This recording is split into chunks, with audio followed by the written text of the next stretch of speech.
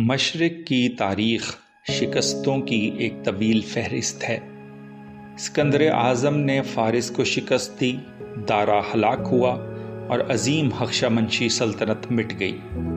پھر رومیوں نے فارس کو کمزور کیا، ایک کے بعد ایک جنگ اور انجام مغلوبیت، حتیٰ کہ فارس یونان سے بھی ہارا اور یونانی لشکروں نے مشرق کی طاقت کو چکنا چور کر دیا۔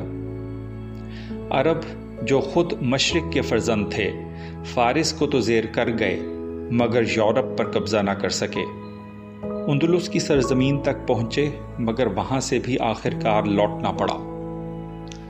سوال یہ ہے کہ آخر کب تک؟ مشرق کی تاریخ شکستوں کی ایک طویل فہرست ہے۔ اسکندر اعظم نے فارس کو شکست دی، دارا ہلاک ہوا اور عظیم ہخامنشی سلطنت مٹ گئی۔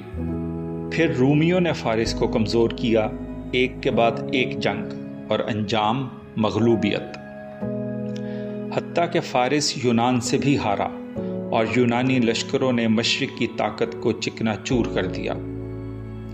عرب جو خود مشرق کے فرزند تھے، فارس کو تو زیر کر گئے مگر یورپ پر قبضہ نہ کر سکے۔ اندلس کی سرزمین تک پہنچے مگر وہاں سے بھی آخرکار لوٹنا پڑا۔ سوال یہ ہے کہ آخر کب تک؟